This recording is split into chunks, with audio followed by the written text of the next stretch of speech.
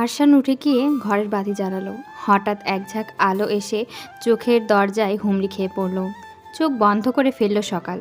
তারপর ধীরে ধীরে চোখ দুটো যখন খুলল তখন দেখলো আরশান দাঁড়িয়ে আছে সাদা টি শার্ট আর কালো ট্রাউজার পরে। আপনি ডিনার করেছেন? সকালের প্রশ্ন। হ্যাঁ। কোথায়? অফিসে। শুনে সকাল কেন কে জানে একটু গম্ভীর হয়ে উঠল। ঠান্ডাভাবে বলল, আপনার ওই কলিগ মেয়েটা, কি যেন নাম?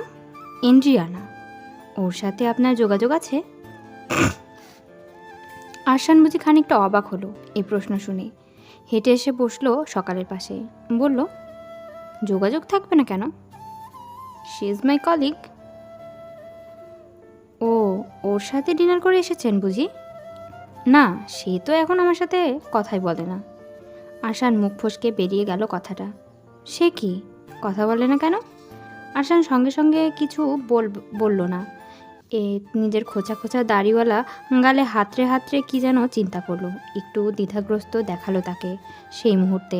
সকাল স্থির হয়ে বলল, কথা বলছেন না যে?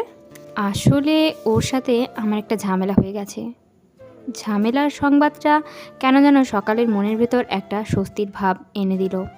সে চায় না এই মেয়ে আরশানের ধারে কাছে থাকুক।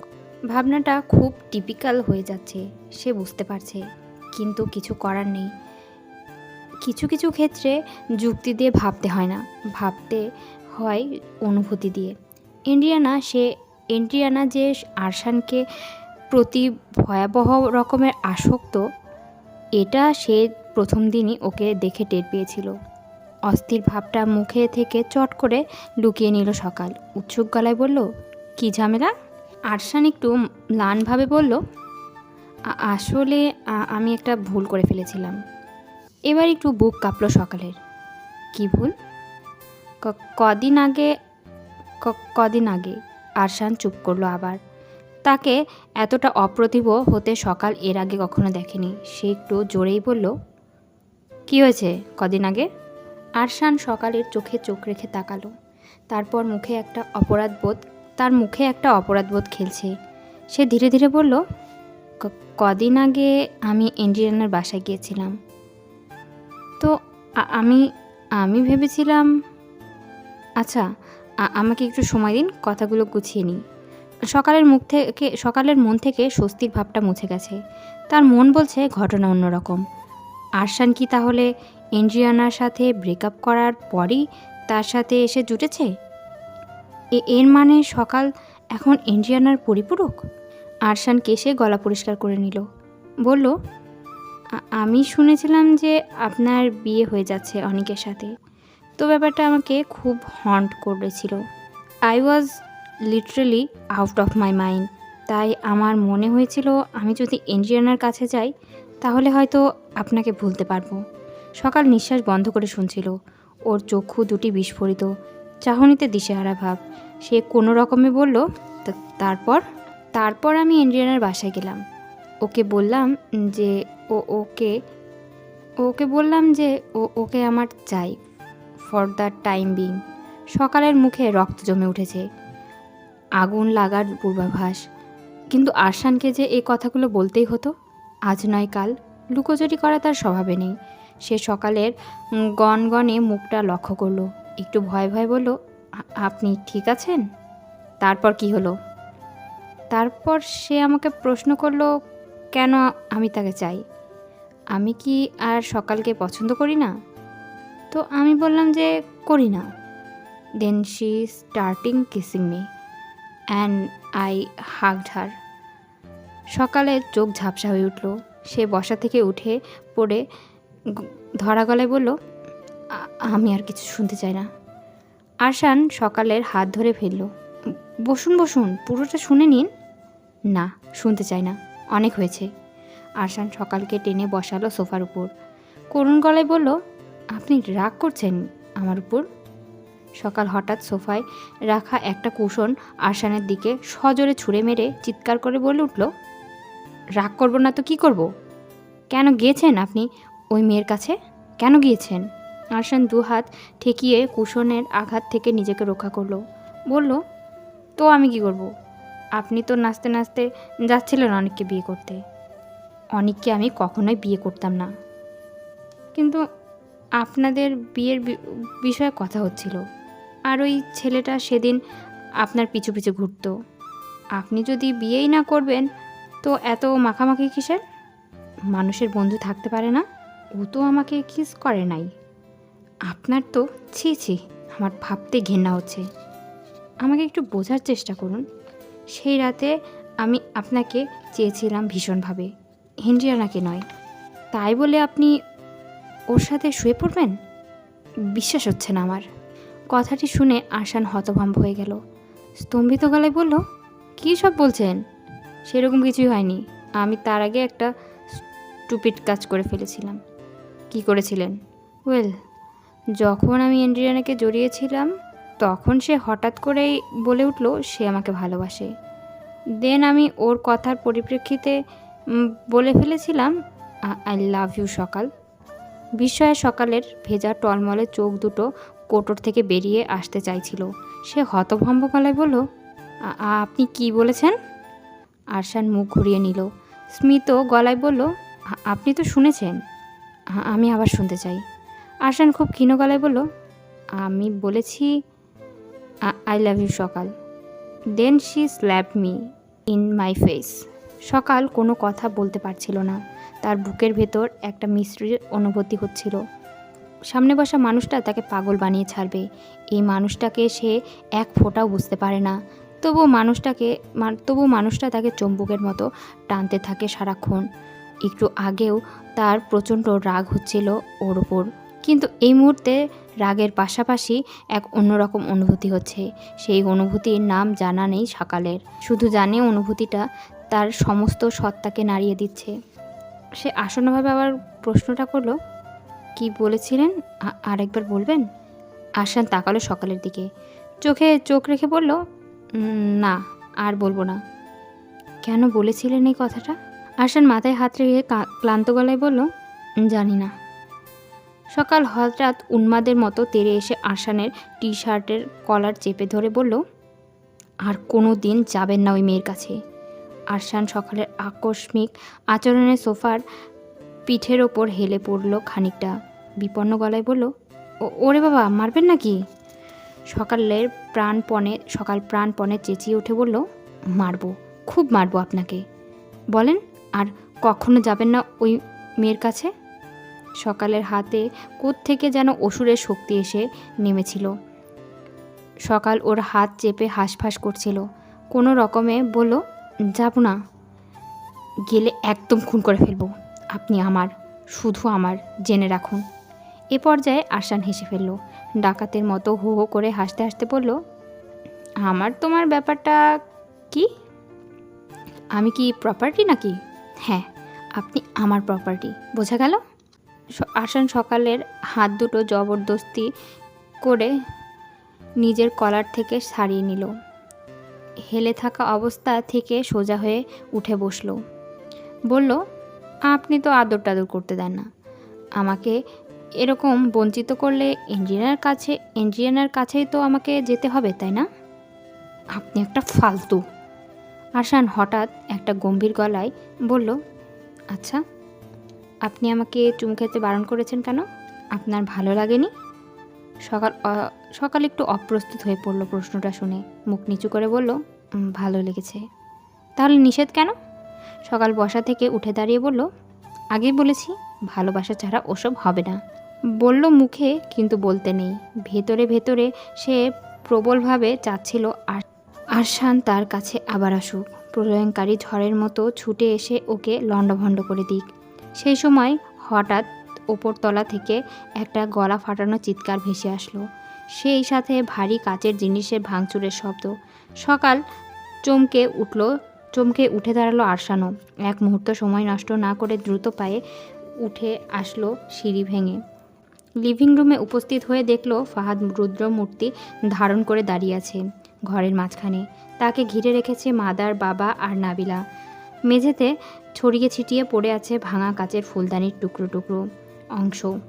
একটু দূরে রক্তশূন্য মুখ নিয়ে তটস্থ হয়ে দাঁড়িয়ে আছে টিলি। আরশান আর সকাল আচমকা এমন এক বিস্ফোরক পরিস্থিতি মুখে গিয়ে পড়ল যে বেশ খানিকক্ষণ তারা কেউ কোনো কথা বলতে পারল না। থোয়া বনে গিয়ে তাকিয়ে রইল শুধু। ফাহাদের চোখ মুখ রেগে গনগন করে জ্বলছে। তার সামনে মম দাঁড়িয়ে আছেন জুবুথুবু হয়ে। ফাহাদ প্রাণপণে চেঁচিয়ে উঠে বলল, মম, আমার কথার উত্তর দাও, তুমি কি কাজটা করেছো? মমের চোখে মুখে অপমানের ছায়া টলমল করছে। সকাল আরশানকে দেখে একটু বেশি অপ্রস্তুত হয়ে পড়েছে। তার মনে হচ্ছে শত্রুপক্ষের সামনে তাকে ষড়যন্ত্র করে অপদস্থ করা হচ্ছে।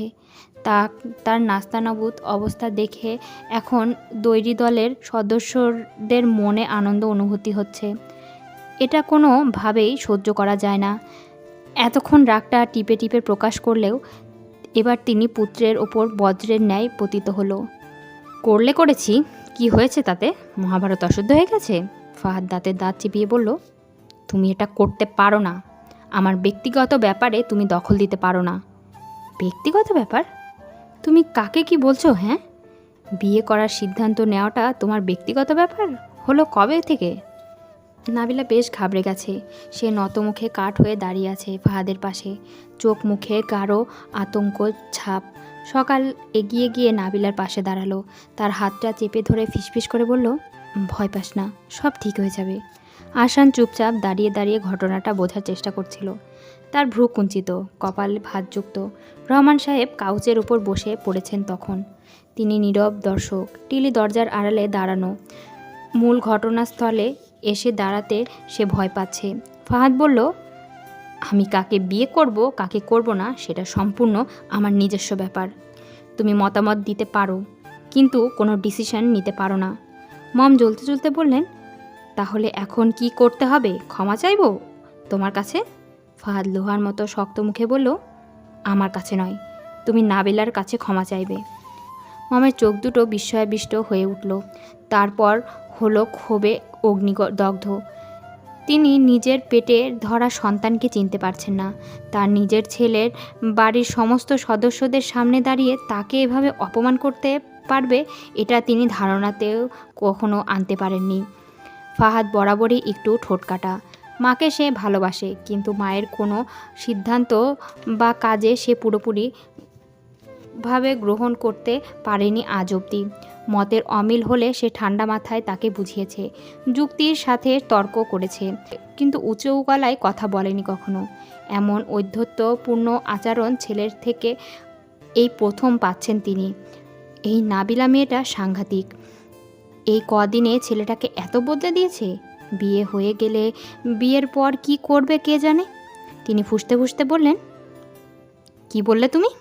ফাহাদ স্পষ্টভাবে বলল, তুমি নাবিলার কাছে ক্ষমা চাইবে। নাবিলা এবার অস্ফুটে বলে উঠল, ফাহাদ প্লিজ, বাড়াবাড়ি হচ্ছে। ফাহাদ নাবিলার কথায় কর্ণপাত করল না। রুদ্রমূর্তি হয়ে দাঁড়িয়ে রইল, শক্ত চোয়াল আর জ্বলন্ত চোখ নিয়ে। এ পর্যায়ে মম দিশেহারা হয়ে তার স্বামীর দিকে দ্বারস্থ হলেন। আকুল হয়ে বললেন, তুমি চুপ করে আছো কেন? কিছু বলছো না যে? রহমান সাহেব বুকের উত্তেজনা চাপা দিয়ে শান্তভাবে বললেন, আমার তো এখানে কিছু বলা নেই। তুমি কাজটা করার আগে কি আমার অনুমতি নিয়েছিলে? ফাহাদের মায়ের মুখখানা মুচড়ানো কাগজের মতো কুঁচকে গেল। তিনি বিস্ফোরিত কণ্ঠে বলে উঠলেন, কথাটা তুমি বলতে পারলে? তোমার ছেলে তোমার সামনে দাঁড়িয়ে একটা বাইরের মেয়ের জন্য আমাকে অপমান করছে, এরপরও তুমি চুপ করে থাকবে? থাকবো, কারণ এখানে আমি কেউ নই, আমি তৃতীয় পক্ষ। ফাহাদের মার চোখ ছলছল করে উঠল। কান্নার দমকে কেঁপে উঠল তার পুরো শরীর। তিনি মুখে আঁচল চাপা দিতে দিতে ফাহাদকে বললেন, তুমি আমার ছেলে, তোমাকে আমি পেটে ধরেছিলাম। ফাহাদ কঠিন গলায় বলল, এসব কথা পরে হবে।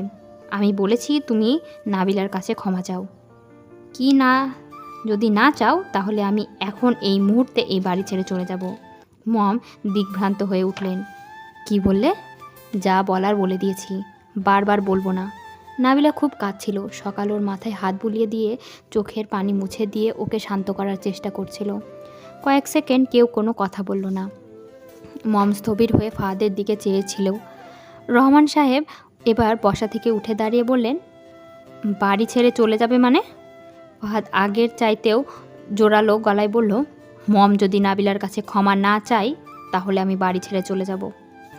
এটা কোনো কথা হলো? তুমি তুমি কি ড্রিঙ্কস করেছো? তোমার কথাবার্তা এমন অসংলগ্ন লাগছে কেন? সেটা সামান্য বিষয়। কথা হচ্ছে মম যা ইচ্ছে করতে পারে না। অন্যের অনুভূতিগুলোকে দাম দিতে শিখতে হবে তার। মম ফুঁসে উঠে বললেন, তুমি এখন আমাকে শিক্ষা দিতে এসেছো?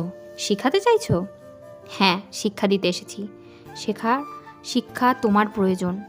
আরশান অনেকক্ষণ ধরে চুপচাপ দেখছিল সব কিছু।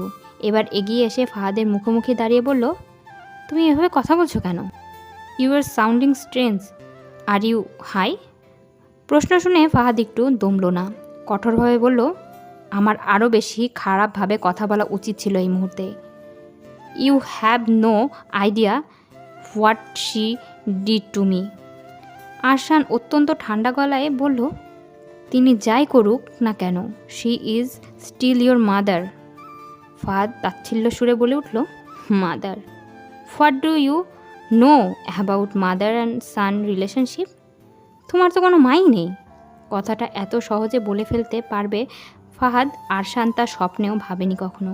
তার মুখখানা এই আকস্মিক নিষ্ঠুর মন্তব্যের আক্রমণে ভারী সংকুচিত হয়ে গেল।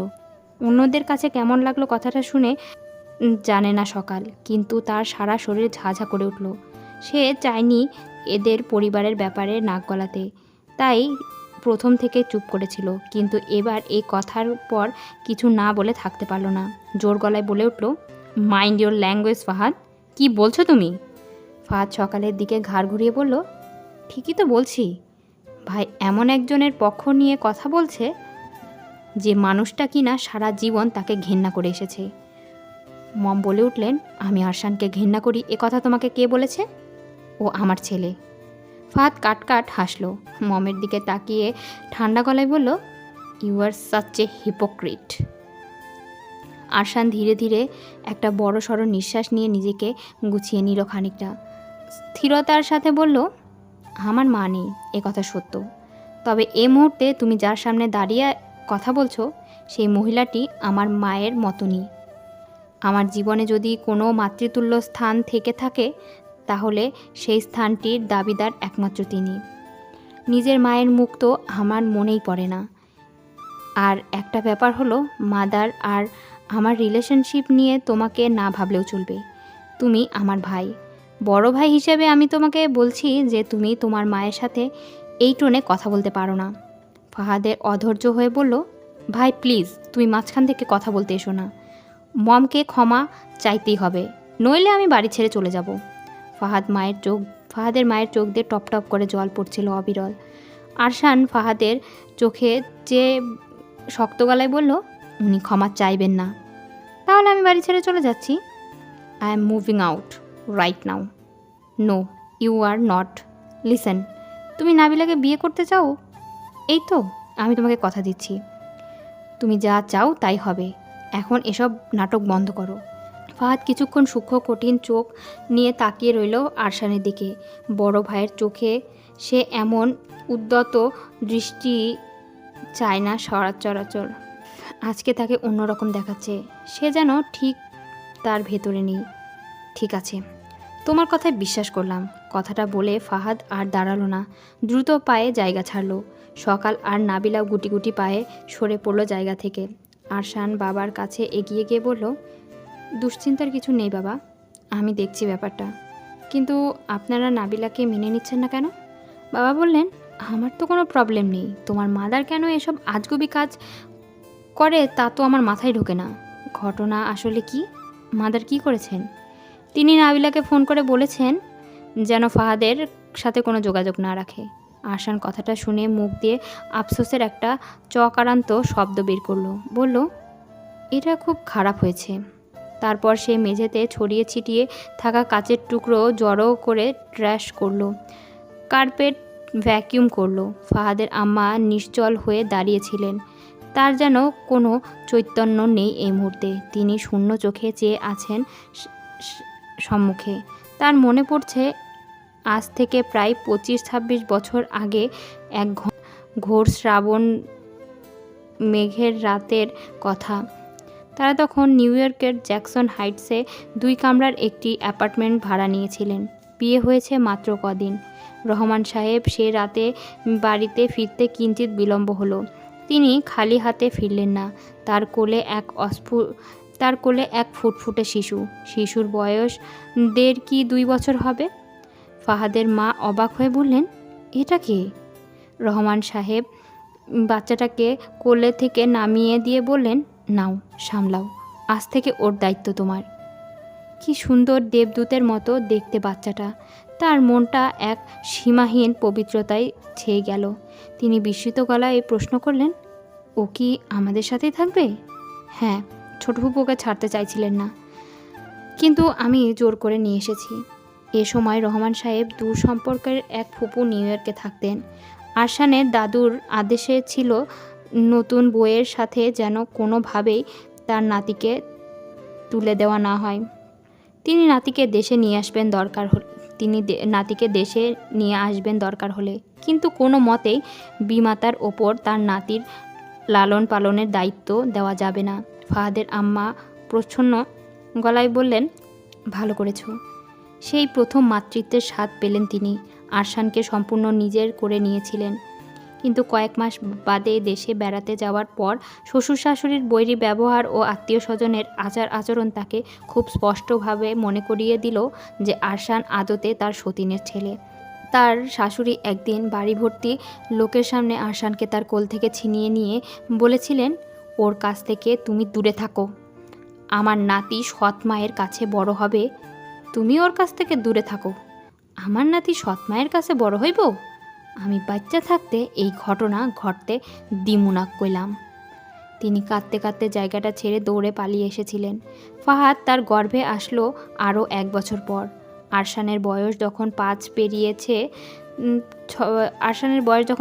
পেরিয়ে 6-এ পড়ল, তখন তিনি অনুধাবন করলেন যে 2 ছেলেকে সমানভাবে দেখাশোনা লালন পালন করা তার দ্বারা সম্ভব হচ্ছে না।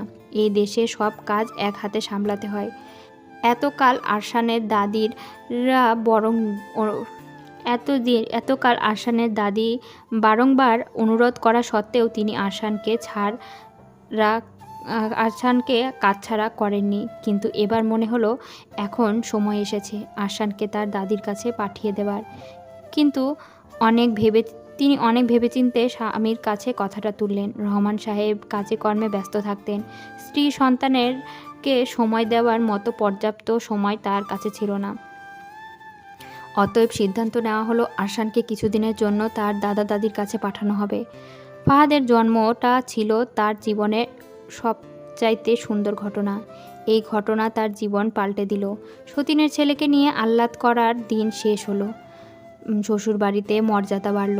ফাহাদকে পেয়ে তিনি দুনিয়া জাহান ভুলে গেলেন। ফাহাদ তার 7 রাজার ধন, একমাত্র মানিক। আজ সেই মানিক রত্নটি তাকে বলে গেল হিপোক্রিট, বলে গেল তার বিয়ে নিয়ে কোনো সিদ্ধান্ত নেওয়ার অধিকার তার মায়ের নেই। হিপোক্রিট শব্দটা বিড়বিড় করে উচ্চারণ করলেন তিনি বশীভূতের মতো।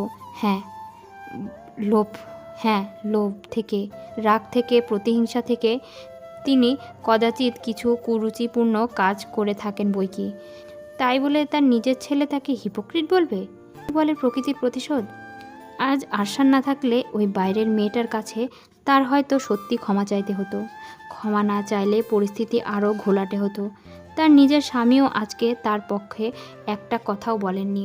তার পক্ষ নিয়ে কথা বলল কে? আরশান। ফাহাদ এমন করছে কেন? ওর কি হয়েছে? সকাল প্রশ্ন করল ক্ষীণ গলায়। নাবিলা শুয়েছিল বিছানার ওপর। সকাল ওর মাথার কাছে বসে আস্তে আস্তে চুলে হাত বুলিয়ে দিচ্ছিল। বাতি নেভানো। সন্ধ্যার পর তাপমাত্রা অত্যাধিক কমে যাওয়ায় ঘরের ভেতর হিটার চলছে। তারা শব্দ করে ছোট 4 কোণা বাক্সর মধ্যে যন্ত্রটি ঘুরে ঘুরে উত্তাপ ছড়াচ্ছে চারিদিকে। নাবিলা একটু চুপচাপ স্বরে বলল, আর বলিস না, ড্রিঙ্কস করেছে অনেক, মাথা 90% আউট। এত ড্রিঙ্ক করতে দিলি কেন? আমার কিছু করার ছিল না। ওর মার কথা শুনে রেগে গিয়েছিল, কষ্টও পেয়েছে অনেক বেচারা। ওর মা করেছে কি আসলে? আমি তো কিছুই জানি না। আমাকে ফোন করে বলেছে আমি যেন ফাহাদের সাথে না মিশি। সকাল অবাক গলায় বলল, বলিস কি? এই মহিলা তো ডেঞ্জারাস। খুবই ডেঞ্জারাস দোস্ত। আমার তো এখন খুবই ভয় হচ্ছে। শোন, ভয়ের কিছু নেই। আরশান তো বলল ব্যাপারটা দেখছে, আল্লাহ ভরসা।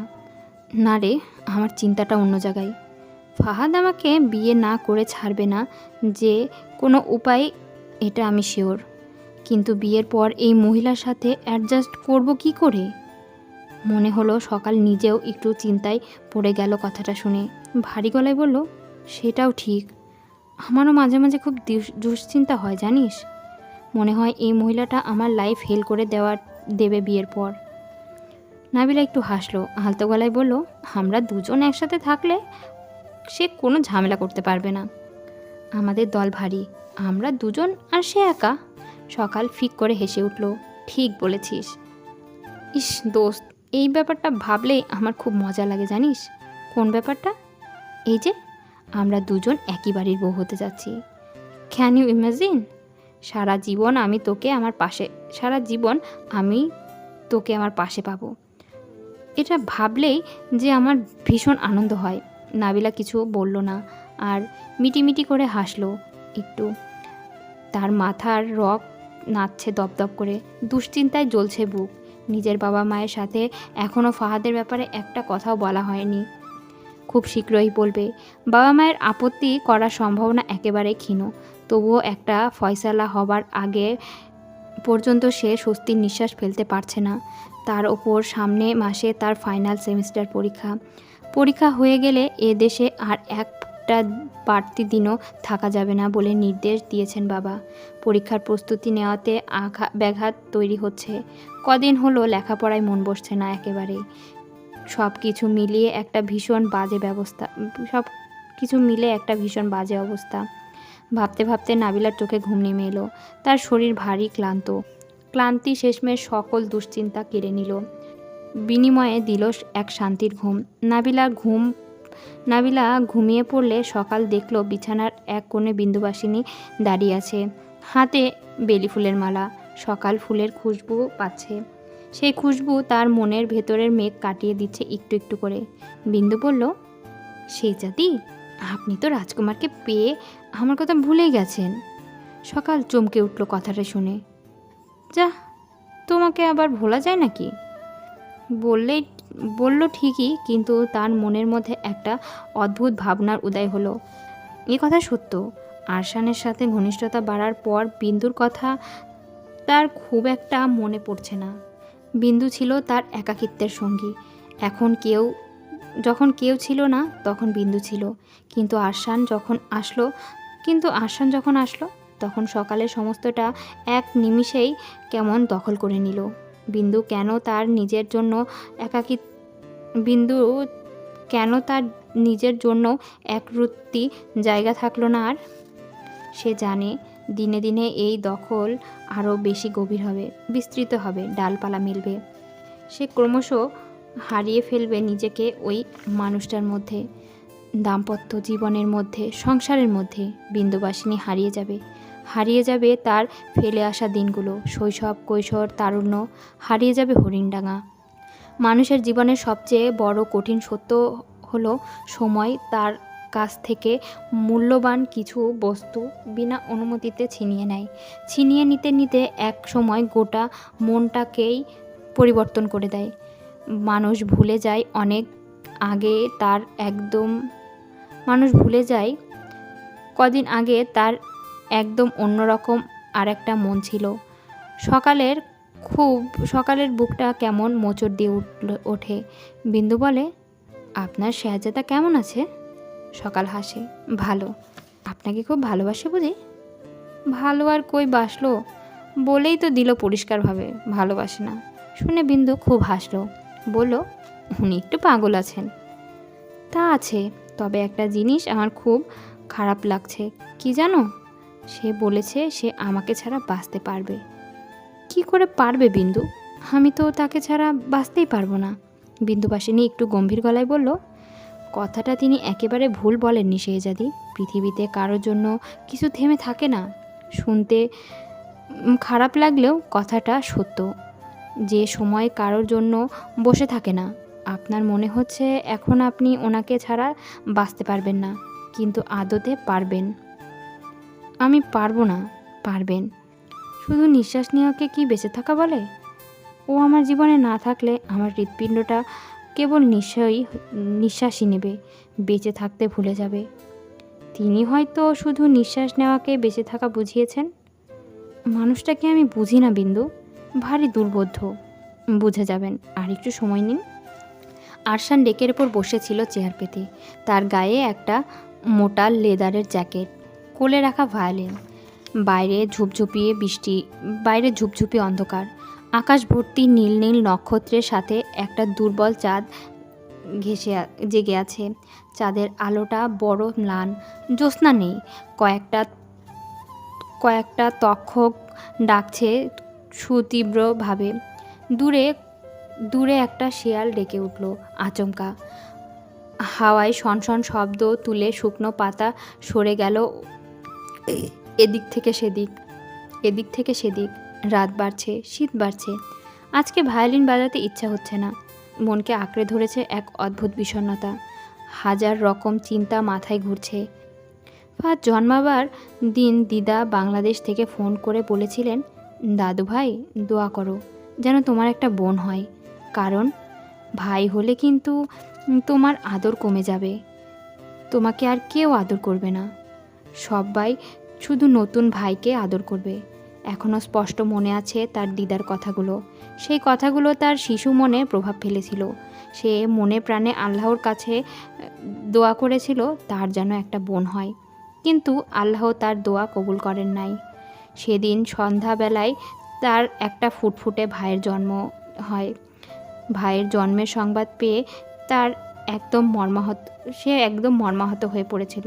বুকটা কষ্টে ফেটে যাচ্ছিল। কাঁদতে কাঁদতে সে বাবাকে বলেছিল, বাবা, এখন তো আপনি আমাকে আর আদর করবেন না, আর ভালোবাসবেন না। বাবা তাকে বুকে টেনে নিয়ে বলেছিলেন, কে বলেছে এসব আজে বাজে কথা তোমাকে? শুধুমাত্র তোমাকে ভালোবাসার জন্য পৃথিবীতে আরও একজন মানুষ জন্ম নিল। তোমার ভাই তোমাকে খুব ভালোবাসবে, আর তুমি তোমার ভাইকে। কেমন? আরশান সেদিন কথাগুলো শুধু শুনেছিল, মন দিয়ে অনুভব করেনি। কিন্তু কিছুদিন পর পুতুল ফাহাদরা যখন ওর একদম ন্যাওটা হয়ে উঠল, তখন বুঝতে বাকি রইল না, সত্যি শুধুমাত্র তাকে সঙ্গ দেওয়ার জন্যই পৃথিবীতে এই পুতুলটা জন্ম হয়েছিল। দেশ থেকে আমেরিকায় ফেরত আসার পর ফাহাদের সাথে একটা বন্ধুত্বপূর্ণ সম্পর্ক হয়ে গেল। ফাহাদ খুব ভক্ত ছিল তার। একটু বড় হওয়ার পর সমস্তটা দিয়ে সে তার বড় ভাইকে শ্রদ্ধা করতে শিখল, ভালোবাসতে শিখল। অন্ধভাবে অনুসরণ এবং অনুকরণ করতে লাগলো। আরশানের বুকের ভেতর ফাহাদের জন্য স্নেহের এক অগাধ সমুদ্র আছে। সে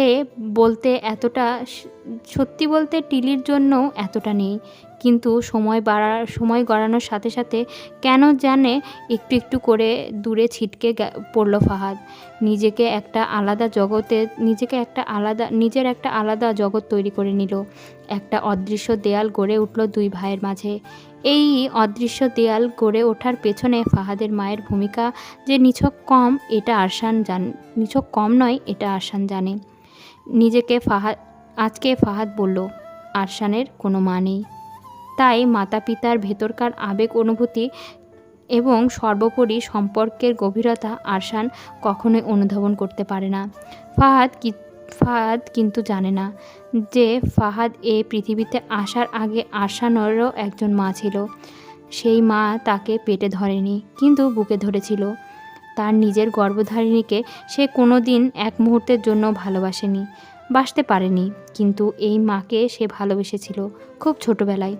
ফাহাদ আসলো এবং আরশানের কাছ থেকে সেই মাকে ছিনিয়ে নিয়ে গেল। সময় গড়ানোর সাথে সাথে সে খুব ভালো মতোই বুঝতে পারল যে মাদার শুধুমাত্র ফাহাদের আর টিলির মা, তার মা নয়। আচ্ছা, কারো মা না থাকাটা কি দোষের কিছু? না, তা নয়। যে মা নিজের শিশুর সন্তানকে ফেলে রেখে পালিয়ে যায়, সে মায়ের সন্তান হওয়ার দোষের। দরজায় ঠকঠক আওয়াজ হচ্ছে।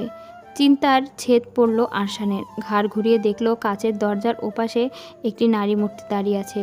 আরশান উঠে দাঁড়িয়ে হাত থেকে ভায়োলিনটা চেয়ারের ওপর নামিয়ে রাখল।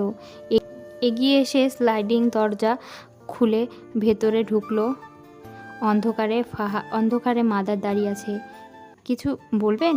দরজা টেনে বন্ধ করতে করতে আরশান প্রশ্ন করলো। ঘরের বাতি জ্বালালো। তাকালো মাদারের দিকে। তার চোখ মুখ অসম্ভব রকমের ফোলা, লাল নাক। বসুন, দাঁড়িয়ে আছেন কেন? আরশান বলল। মাদার বসলো। তার পরনের শাড়ি এলোমেলো, চুলগুলো আলুথালু, তাকে দেখাচ্ছে বিধ্বস্ত। তিনি সোফার উপর বসলেন। আরশানের চোখে চেয়ে বললেন, তুমি বসো আমার পাশে, কয়টা কথা বলি। আরশান বিস্মিত ভাবটা লুকাতে পারল না। মাদারের পাশে এসে অবাক হয়ে বলল, হঠাৎ কি হলো? ফাহাদ আবার কিছু বলেছে? মাদার এ প্রশ্নের উত্তরে কিছু বলল না। হঠাৎ শাড়ির আঁচল মুখে চেপে তিনি ফুপিয়ে ফুপিয়ে কেঁদে উঠলেন। আরশান অপ্রস্তুত হয়ে পড়ল। দিশেহারা হয়ে বলল, সে কি, কাঁদছেন কেন? সমস্যা কি আমাকে বলবেন তো? মাদার আঁচল দিয়ে চোখের পানি মুছলেন। ধরা গলায় বললেন, তুমি কি কখনো আমাকে ক্ষমা করতে পারবে?